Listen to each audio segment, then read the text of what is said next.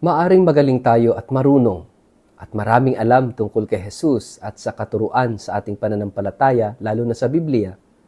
Pero nararanasan ba natin si Jesus sa ating buhay?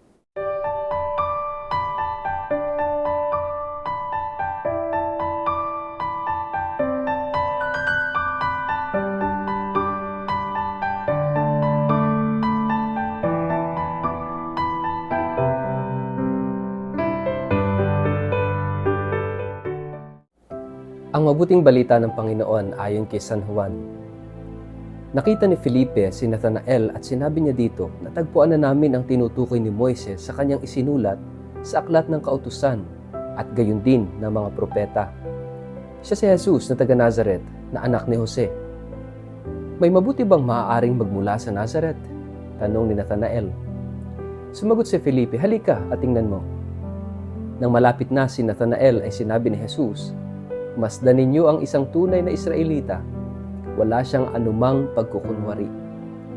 Tinanong siya ni Nathanael, paano ninyo ako nakilala?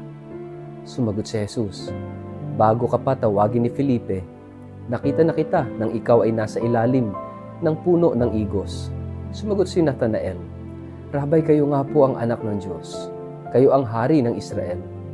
Sinabi ni Jesus, sumampalataya ka ba dahil sa sinabi ko sa iyong nakita kita sa ilalim ng puno ng igos?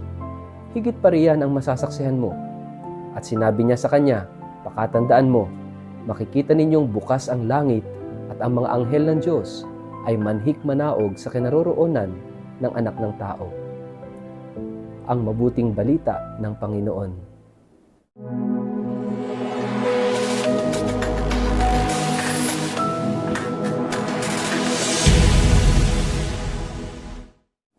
Mapagpalang araw po sa inyong lahat. Kumusta po kayo?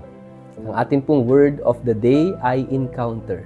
Bago po tayo magpalalim sa ating reflection ngayong araw na ito, muli ko na naman kayong inaanyayahan na mag-like, follow at subscribe sa ating page na Word of the Day at Father Richard Lagos.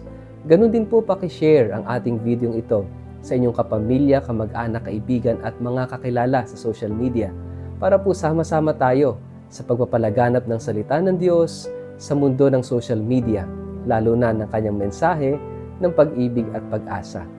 In advance, gusto kong pasalamatan ang Filipino community na kasama natin sa misyon diyan po sa Fukuoka, Japan for inviting me to go there. Maraming salamat po and I'm excited and looking forward to see you next year. Mga kapatid, salamat sa lahat ng mga nag-share at talagang na-evangelize ng ating word of the day. Sana po sama-sama tayo sa misyon na ito, especially yung mga Pilipino sa ibang bansa na hindi nararating ng banal na misa at hindi nararating ng mga salita ng Diyos. Kaya po sana sa pamamagitan ng ating social media apostolate ay mabless kayo at mapuno, mabusog ng salita ng Diyos. Mga kapatid, ngayong araw na ito ay ating pinagdiriwang ang kapiyastahan ni San Bartolome. Ang pangalan niya ay Nathanael. Nathanael Bartolome. Ang ibig sabihin ng Bartolome ay son of Ptolemy, anak ni Ptolemy. Ang kanyang pangalan ay Nathanael. Mga kapatid, siguro sa panahon natin ngayon, marami ang talagang experts sa salita ng Diyos. Marami nag-aaral tungkol sa Biblia, Katoliko man o hindi. At most of the time ay iba-iba ng interpretation. Kung ako'y nag-aaral ng scripture sa seminary, meron tinatawag na exegesis at meron tinatawag na eisegesis. Yung exegesis, ito yung pag-unawa sa banal na kasulatan, sa Biblia, tungkol doon sa ano ba talaga ang sinasabi nito. Pinag-aaralan yung history, yung context ng Bible. Kasi ang Bible ay hindi lamang isang libro, kundi ito'y collection of books, ito'y library of books. At yung eisegesis, ito naman yung pamamaraan na kung saan yung nagbabasa ang nagbibigay ng interpretasyon ng kahulugan sa kanyang binabasa. At marami ang ganito ang approach. Kaya nga, napakahalaga that we know how to interpret the sacred scripture very well. Hindi yung tayo lang ang nagbibigay ng interpretasyon at ito'y magdadala sa kanya-kanyang interpretasyon. Ito yung mahirap sa eisegesis kasi tayo mismo o ang reader mismo ang nagbibigay ng interpretation sa Bible, sa salita ng Diyos. Ano pa yung gusto kong puntuhin? Mga kapatid, maaring marami sa atin na experts sa Sacred Scripture, Katoliko ka man o hindi. At maaring dahil sa sarili at kanya-kanyang interpretasyon, nagkakaroon ng debate, ng pagtatalo-talo tungkol kay Kristo, sino ba talaga siya? Siya ba'y tao? Siya ay Diyos? Ano ba? At marami nag-aaway-away dito. Kaya nga, recently, tayo ay witness ng pagbabangayan, pag-aawayan ng iba't ibang sekta ng Kristyanismo. At tayo rin bilang mga Katoliko, maraming grupo ang nag-usbungan para idepensa ang ating pananampalataya. Na mahalaga na ating ipagtanggol ang ating pananampalatayang Katoliko. Tulad noong una, na talagang maraming mga Katoliko ang nag-alay ng buhay alang-alang sa pananampalataya. That's why we have saints, we have martyrs. Pero mga kapatid, isang malaking hamon sa ating lahat. We might be knowledgeable of all the contents of the faith. Maaring marami tayong alam sa Biblia.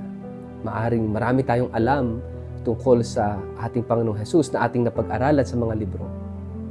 But these are all not enough. Kasi ang pinakamahalaga is the Jesus that we encounter. We encounter in the Word of God, nararanasan natin siya sa salita. That Jesus we encounter in the church, in the celebration of the sacraments. Si Jesus na nararanasan at naikwentro natin sa Eucharistia. And the Jesus that we encounter in our daily life, napakahalaga ng salitang encounter. Yung nararanasan natin si Jesus, nararanasan natin ang Diyos. Hindi sapat na marami tayong alam. Kundi napakahalaga, itong nalalaman natin ay dalhin tayo sa konkretong pagdana, sa konkretong karanasan natin sa Diyos. Ito yung sinasabi ni Pope Francis sa Evangelii Gaudium, that we should be open to encounter Jesus because itong encounter na ito is life-changing. Life-changing encounter. At ito lang yung makapagpapabago ng buhay. Yung konkretong karanasan natin sa Diyos, konkretong karanasan natin kay Jesus. Kaya nga dito sa ating gospel, tungkol sa pagpapakilala ni Felipe kay Nathanael, maaring nung una ay sinabi ni Felipe kay Nathanael na ito na yung sinasabi ni Moises. Pero syempre itong si Nathanael, merong skepticism, may pagka-skeptic. Hindi agad-agad naniniwala, maraming pagdududa.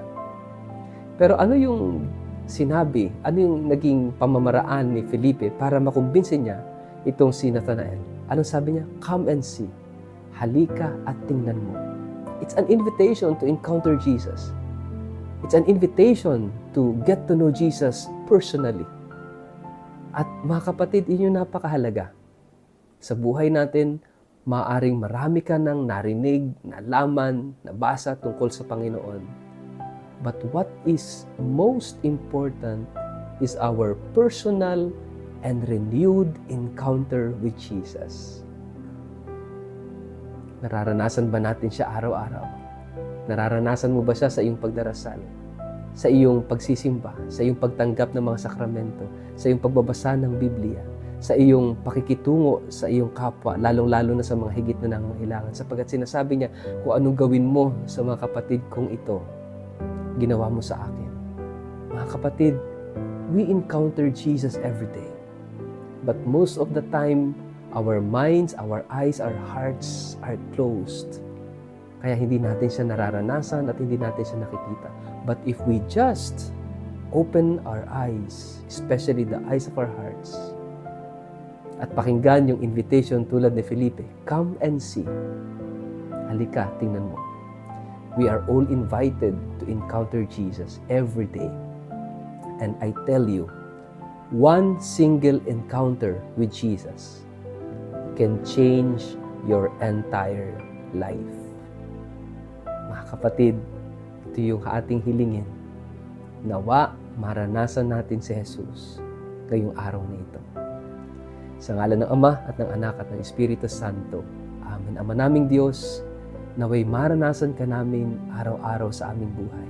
At sigurado kami na magkakaroon ng pagbabago sa aming puso, sa aming pagkatao, kung mararanasan ka namin. Amen. Pagpalain po kayo at ingatan ng makapangyarihang Diyos, Ama at Anak at Espiritu Santo. Amen.